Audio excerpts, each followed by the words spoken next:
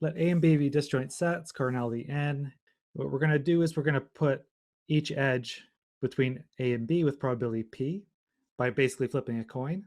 And what I'm saying here is we've got two sets S and T, which are subsets here.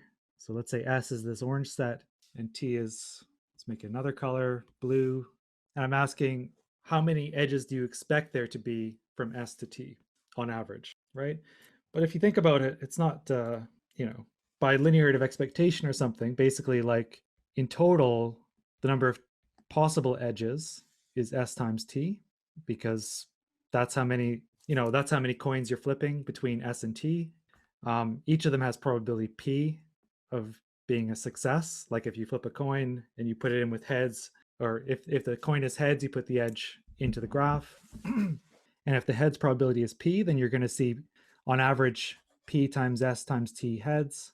And so that's how many edges you expect to go from S to T. Okay, so yeah, so I think that was the majority answer, but wasn't the only answer people gave. Okay, but yeah, so the answer is P times S times T. Okay, so this is related to some of the stuff we're going to be doing today.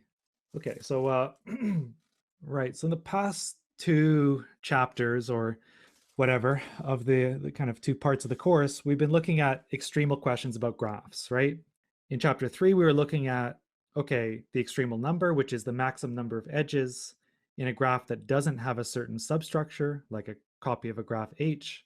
In chapter 4, we looked at some variations of that problem where, the number of edges is bigger than the extremal number, for example, and you want to minimize copies of H. Basically, like the focus of those two chapters was kind of, the focus was on the problem, right? We have a question that we're asking, and we want to, understand the solution to that problem. Whereas the focus of this section is kind of different.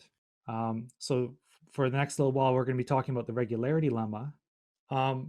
And so this is a little bit perhaps a dramatic way of saying what the regularity lemma is doing, but it's actually kind of accurate as well. So, the next topic, this regularity lemma, the way you can think about it is that it basically causes you to rethink your understanding of the most fundamental question in graph theory, which is just, what is a graph? Okay, so yes, it is true, a graph is a set of vertices and a set of edges, blah, blah, blah.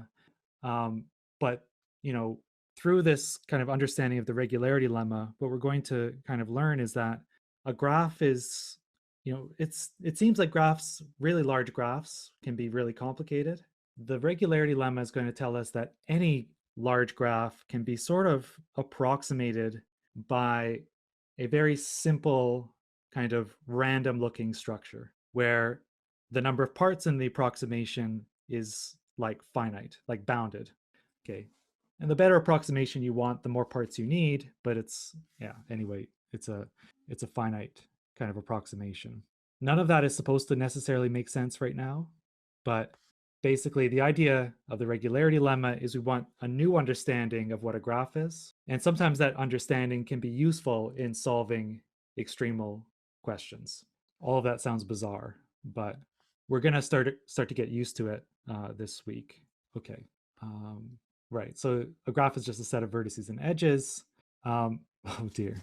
So, okay. Yeah, maybe I won't get into details on that. Well, okay, maybe I will. Okay. Yeah, so a graph is a set of vertices and edges. That's what we know. But what we're going to learn over the next little while is that a graph really is, so every graph can be sort of approximated by some sort of, like I said, some sort of finite, random looking structure. So let me kind of say what I mean by this. Okay, what I want to say here is that for every graph G, I can partition the vertices into sets x1 up to xk. So this is a partition of the vertex set where k is bounded by a function of epsilon, where epsilon is just some number which is small. So think of, okay, this is not that small of a number, but epsilon being 1 over 100, or you could think of epsilon being even smaller, where between the parts, xi and xj, the edges from xi to xj kind of look random, or in the sense that they are uniformly distributed throughout x, from xi to xj. Okay, so in other words, the edges inside of xi, we don't say anything about them. I don't know what they look like, but we can say that the edges from xi to xj look kind of uniform. So they're very random looking. So if all of this seems weird to you, don't worry, because it's sort of supposed to. But this is kind of just getting you ready for what's going to come. So yeah, basically this is what the regularity lemma says. Here k is not really going to be like the chromatic number. So there can be, if there was no edges inside these xi sets, then k would be like a upper bound on the chromatic number, but there could be edges inside of the sets xi. So I've got question marks here, meaning, there may or may not be edges between any pair in xi. And I don't really know how those edges look, but what I can say is between the sets xi and xj, they look kind of random. If you take a coloring of a graph, like you look at the chromatic number, you're not going to have any guarantee like that, right? If I look at the red vertices and the blue vertices, you can't really say that the edges look random between the red and the blue vertices. Okay, but so yeah.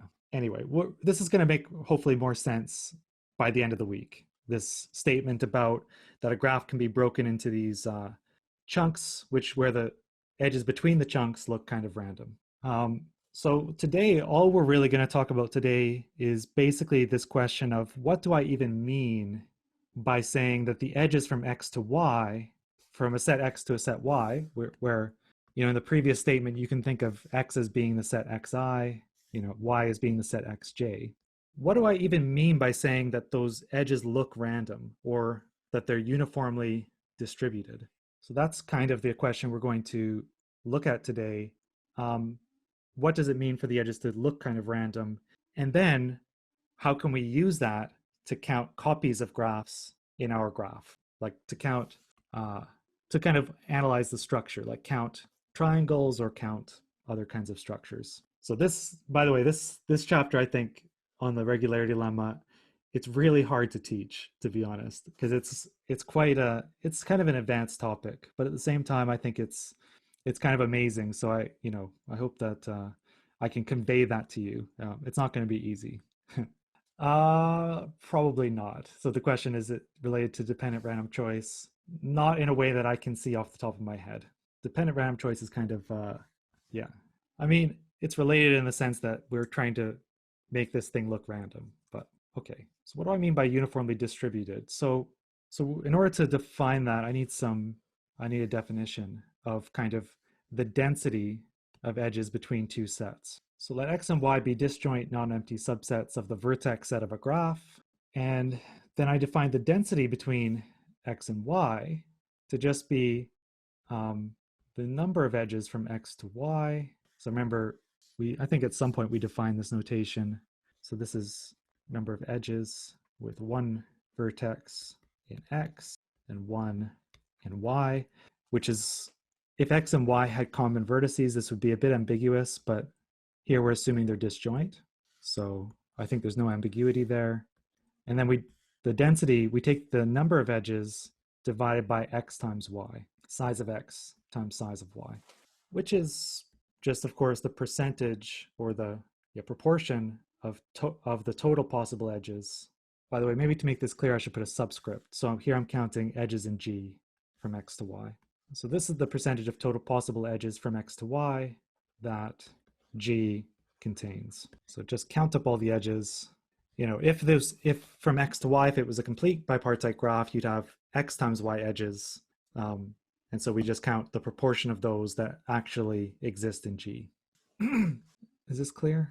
Okay, so good. So one way to say that the edges from, so let's say that we know the density between x and y. So let's say dxy, which is the thing we just defined, is p, where p is like, you could think, if you want, p as being a half or whatever. P is just some number between 0 and 1, maybe 0 and 1 inclusive. So p is somewhere in here.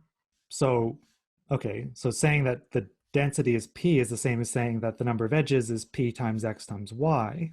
And one way to say that the that the edges are uniformly distributed, or that, between x and y it looks random, is to say that, number of edges from A to B, like if I picked a set A here and a set B here, so A is in X and B is in Y, the pole from the beginning, right, when we thought about this, right, if the edges were random, you'd expect there to be P times A times B edges from A to B, right? So we could say that, to say that the edges are uniform is kind of to say that the number of edges from A to B is roughly P times A times B for all A a subset of X and B a subset of Y. Because if it was a genuine random graph, if the edges were genuinely random, you'd have this many edges from A to B on average.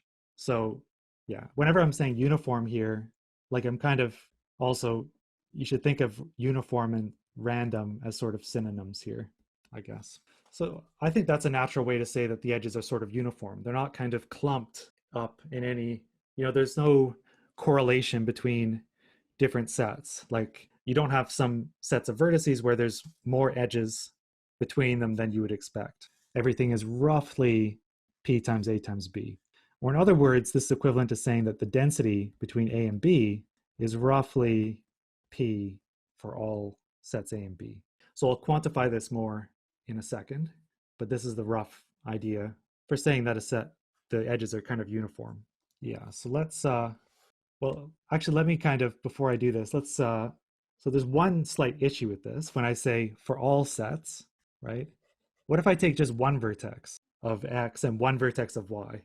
Then if the edge, if I take just one vertex here and one vertex, the edge between them is either there or it's not. So one issue is if A has size 1 and B has size 1, like I can't ever say that the density is approximately P because the density is always 0 or 1. So DAB is 0 or 1, so if I really was talking about all subsets, I'm going to run into trouble because basically nothing is that uniform. Okay.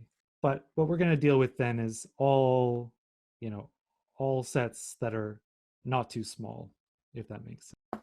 Yeah, so that's pretty much the only, so if you actually wanted even, singleton sets to be uniform, yeah, basically you'd have to have all the edges or none of the edges, and then it would be okay. But that's too restrictive for us. We want to be able to say I have half the edges and they look uniform rather than all or none.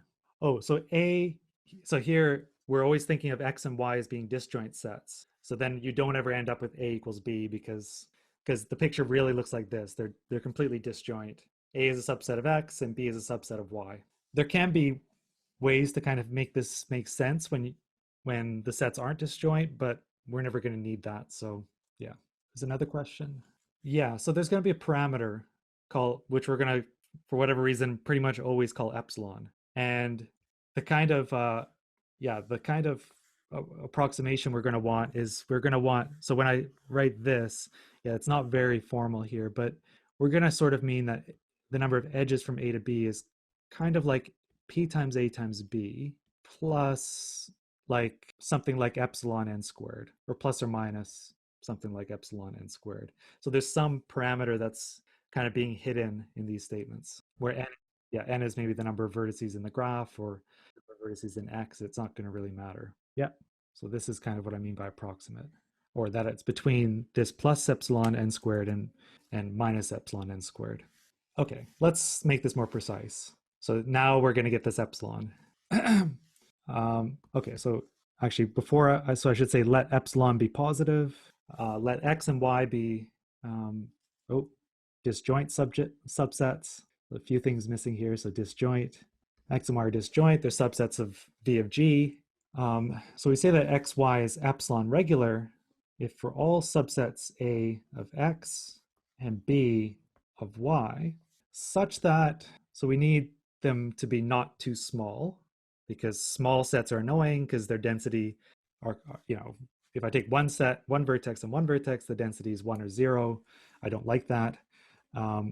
So I say such that the size of the size of A is at least an epsilon proportion of X. So A is, So if epsilon, if you think of it as 1 over 1,000, then A contains at least 1 over 1,000, 1/1000th of X, and the size of B is at least epsilon the size of Y. Let's say it holds that the density between A and B is roughly the same as the density between X and Y, but so they differ by this parameter epsilon. So I think this probably doesn't quite translate to the thing I wrote before, which was, but it effectively kind of does, where I wrote that it's kind of like, oh sorry, yeah, P plus minus epsilon, whatever. Yeah, let's maybe I won't write that again, but actually I think I messed something up there, perhaps. Oh no, it's okay, but it's kind of like what I wrote. So this kind of takes care of that issue that small sets are bad, and this says that, you know, basically that the number of edges from A to B is roughly the density of xy, or maybe I'll write this formally. So if we want to write this in terms of edges, so it says that it's at most density of xy ab plus epsilon a times b, and it's at least like this, minus epsilon a times b. This is just kind of multiplying things out. So I guess if the size of x and the size of y were n, this would give me like maybe like an epsilon cubed n squared or something, but it's something in terms of epsilon anyway. Or, okay, no, yeah, it could give me an epsilon n squared in the worst case. So is it clear what this definition is saying? I guess at least formally. So it might not be clear why we care about this epsilon regularity, but at least this is a definition.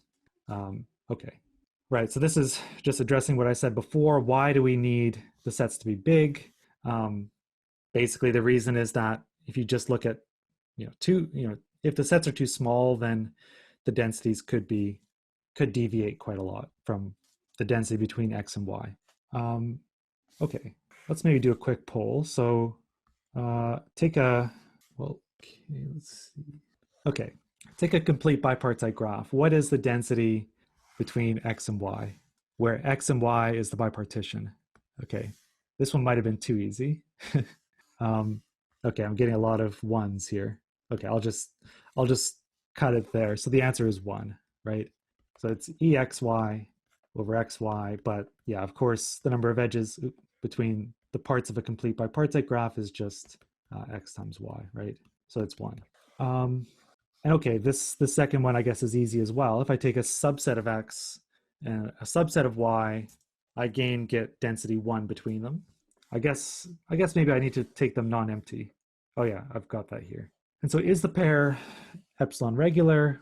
And I guess it is, because actually dA, if I look at any sets A and B, it's like, well, these things are actually equal because they're both equal to 1. And so it's epsilon regular for every epsilon. Okay, so that's perhaps not, so a complete bipartite graph is perhaps not a very interesting example, but it's an example, right?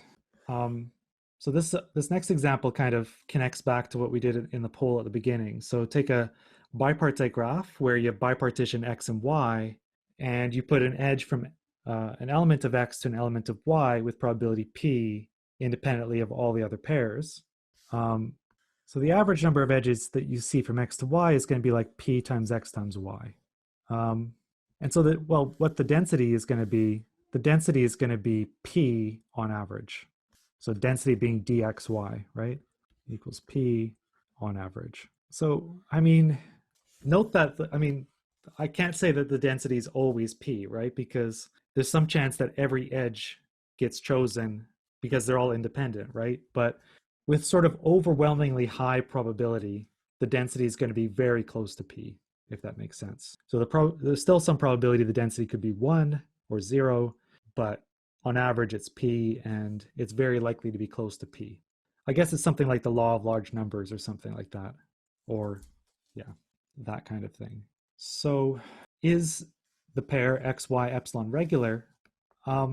There's a proof of this in the notes. but I decided not to give it here because it requires a little bit of quite a bit of probability, because it's kind of difficult to show that it's epsilon regular, right? We need to show that for every set A, basically for every subset of X and for every subset of Y, okay, which is as long as A and B are sufficiently large, so they're at least epsilon n, because, okay, Y equals X equals n. So there's exponentially many different pairs A and B that you need to check, because you need to check pretty much every subset of X and pretty much every subset of Y, if you think about it, because a vast majority of the subsets are bigger than epsilon proportion, as long as epsilon is less than a half. And you need all of them to have the right density simultaneously. So you need some probability in order to do this. Yeah, so it does turn out that, so in the notes, I do give a proof that if I look at the probability that xy is epsilon regular, it does go to 1 as n goes to infinity. So basically, if you do take a random edges between x and y, it is epsilon regular, as long as, with high probability. It's a little bit too much probability to do in this lecture, I think. But and also, I don't really want to go in that direction because I'll have to introduce a bunch of tools that we're only going to use once. So, yeah. But it uses something called the Chernoff bound, which is just a kind of bound on, if you take a bunch of random coin flips, what's the probability of the number of heads being far away from the average, basically. And the Chernoff bound says the probability of being far away from the average is really, really, really, really small. And because it's so small, that allows us to deal with exponentially many sets. Anyway, let's not dwell on that too much. The message here is that if you take random edges, it's epsilon regular with high probability. Any questions about that? So that's kind of like when I say, yeah, from the beginning, I've been saying if you're epsilon regular, you're kind of random like, and this is, the way I mean it's random like. So the random edges will satisfy this epsilon regularity condition. So yeah, okay. Right. So what we've done so far is just talk about what does it mean to be regular, epsilon regular. Now we're going to look at an actual application. So how do we use epsilon regularity to count substructures in a graph? So I want to count, specifically, I want to look at how to count triangles. Okay, I'm not sure whether I have time for this, but I think I do. Let's do a poll. So I take 3 sets of size n, x1, x2, x3. I'm going to throw some edges in randomly. And so I don't put any edges inside of x1 or x2 or x3, but here I put edges with probability a half, kind of randomly, between x1 and x2 and x3, I've got a tenth, and then between x1 and x3, I put edges in with a probability a third. How many triangles does this graph have on average? Okay, so yeah, so basically if I pick one vertex here, one vertex here, one vertex here, there's n cubed ways to choose 3 vertices, 1 from each. All of my triangles will have that property because there's no edges here or here or here. So the triangle has to have 1 from each set. And if I choose a triple, the probability that the edges are there is going to be a half times a third times a tenth. So 1 over 60. 1 over 60 n cubed in total. So I want to say that, so now I want to think of epsilon regular pairs as being sort of random. So what I want to say now is that if I have x1, x2, and x3, where they're all epsilon regular between them, I want to say that I can count triangles with a similar calculation to this one, that it's just the density between the x1, x2, x2, x3, x1, x3, just the multiplication of those 3 densities with some error that depends on epsilon. Okay, and that's counting triangles that go between x1, x2, and x3, not using edges inside the sets, right? So this technical looking statement is called the counting lemma. So this lemma applies to graphs in general, but we're going to use it just for triangles because it's the simplest case, it's the nicest case, but all of this generalizes. So let x1, x2, and x3 be disjoint, and suppose that all the pairs xi, xj are epsilon regular. Okay, so all of these things are epsilon regular. I'm going to also assume that the density between them is not too small with respect to epsilon. Because if the density was small, things could go a little bit wrong, but let's not worry about that. So what we want to prove is that the number of triangles we get is at least this number, where here, like, I mean, if you kind of took a random graph, where here you put edges in with probability dx1, x2, right? Here you put edges with dx1, x3 probability, and there you put edges with probability the density x2, x3. Then on average you would have this many triangles, similar to the example we just did, except now I'm allowing these three things to be different, but it doesn't really matter. And so what we've got here is basically the same thing with some errors that depend on epsilon. So I've got this error out in front, but if you think of epsilon being small, then that's not too bad. And then I've got a little bit of an error in terms of in each of these factors. But if you think of epsilon being very, very, very small, then this is roughly what you would see in a random graph. So is the statement of this true? Or sorry, not true, not true, but clear. We're going to prove it's true in a second, hopefully. But is it clear? So this is like the main application of epsilon regularity that we're going to see, counting substructures. So, so here's the proof of the counting lemma for triangles. So I'm going to look at x1, this set here. I'm going to say an element of x1 is bad if it has a very, like a kind of unusually small number of neighbors in x2, where unusually small is equal to the density of x1, x2 minus epsilon times x2. So if the density was, say, a half, this is the vertices whose neighborhood is like less than a half minus epsilon of x2. So everything here is times x2. And I collect up all of these bad vertices, and the set of bad vertices is called x1 prime. So this is x1 prime. These are my bad vertices. Now, I guess what I want to claim is that there's not very many bad vertices, right? How many edges are there from x1 prime to x2 at most? So all I'm going to do is use this definition of bad. So so this is to x2. Can anyone tell me at most how many edges are there from here to here?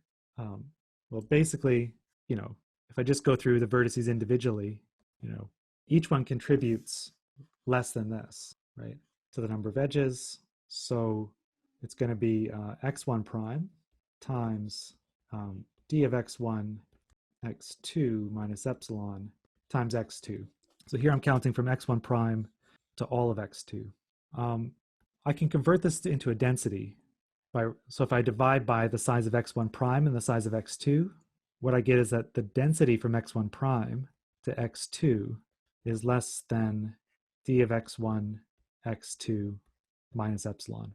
But by definition of epsilon regularity, so from x1 to x2, it's epsilon regular, which says that for every set which has at least epsilon proportion of x1, the density to x2 should be within the correct range. It should be close, within epsilon of dx1. So actually, what epsilon regularity says is if I take any set here and any set here, which is at least an epsilon proportion, there should be the right number of edges between them with a kind of error of epsilon.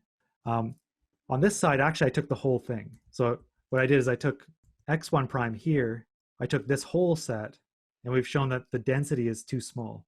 If the density is too small, the only way that could happen is if x1 prime has size less than epsilon x1. Because if it was bigger, then certainly, just by definition of epsilon regularity. So we're kind of using it backwards, I guess. Is it clear how I got this bound? Okay, so, right. So the number of vertices with a small neighborhood in x2, so that was this x1 prime. Those are, there's a small number of those, less than epsilon x1. By symmetry, so this is the ones with a small neighborhood into x2, where small is defined on the, small is less than the density minus epsilon times x2. So this is what I mean by small, like this thing here. By symmetry, there's also at most epsilon x1 vertices with a small neighborhood into x3, where here what I mean by small is that it's less than dx1 x3 minus epsilon times x3. Okay, so now suppose I take a vertex v, which is not in any of these bad sets. So the number of neighbors that v has in x3 is large. It's at least this, because it's not in one of these bad sets. The number of neighbors it has into x2 is also large. It's at least, it's at least this. Now my question is, how many edges are there between the neighborhoods of this vertex into x2 and into x3? And so as long as this number here is bigger than epsilon, and this number here is bigger than epsilon, the neighborhoods here count as like big enough sets of vertices that we can apply regularity. So actually the number of edges here should be at least the size of these two sets. So, well, maybe I'll just look at the answer on the next slide. So it's at least the number of vertices here, which is this times this, times the number of vertices here, which is at least that times, that should be x2 here, times the density between x2 and x3. Okay. And then we just sum up over all the vertices here, of which there are at least x1 minus 2 epsilon x1 such vertices. When you multiply all these things together, so it's take all of this stuff times this, it gives you the lower bound that we're asking for.